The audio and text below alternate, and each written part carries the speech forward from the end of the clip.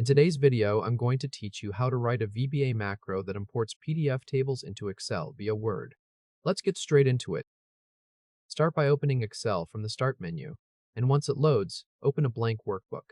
You should now be looking at an empty sheet 1 with the file name showing in the title bar at the top. Next, we need to open the VBA editor and add a module.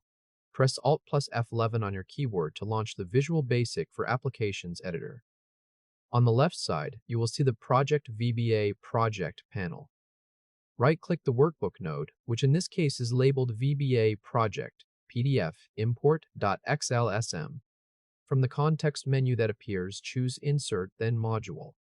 A blank code window titled Module 1 will open on the right side, and this is where the macro will go. Now we will paste the macro body into Module 1. Switch over to Notepad and open the macro file that contains the code. Once it is open, press Ctrl plus A to select all of the text. Then press Ctrl plus C to copy it to your clipboard. Switch back to the VBA editor and click inside the Module 1 window so your cursor is active there. Press Ctrl plus B to paste the full macro into the module. The macro itself is provided in the description below. Let's walk through what the macro actually does. Scroll to the top of the module and look at the 3 key blocks. The first block uses GetOpenFilename, which is a file picker that lets you choose any PDF at runtime. The second block calls CreateObject with Word.Application, which launches Word invisibly in the background. The DisplayAlerts equals 0 setting, and the ConfirmConversions equals false setting work together to suppress the dialog that says Word will now convert your PDF.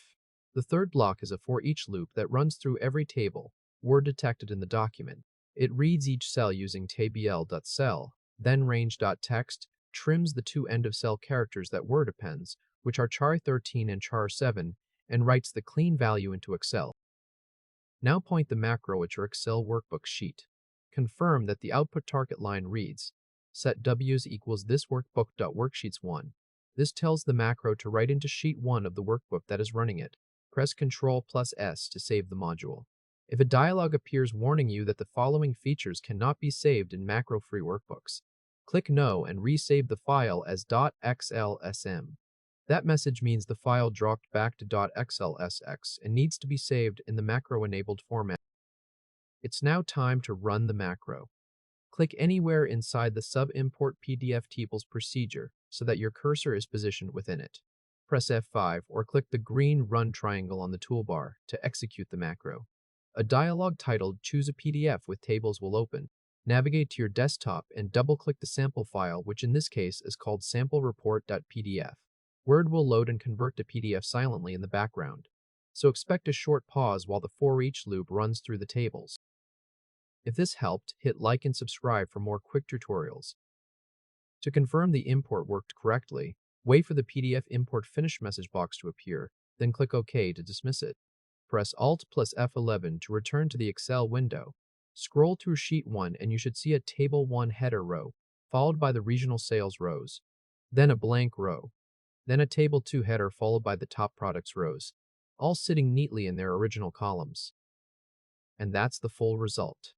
Sheet 1 of PDF import.xlsm now contains every table that was in the source PDF, cell for cell, with the columns auto-fitted. Running the macro again on a different PDF through the file picker will clear the sheet and import the new file's tables, which proves that the Excel Drive's Word pipeline works end-to-end. You now have a reusable macro that can pull structured tables out of any PDF and drop them directly into your workbook with just a few clicks.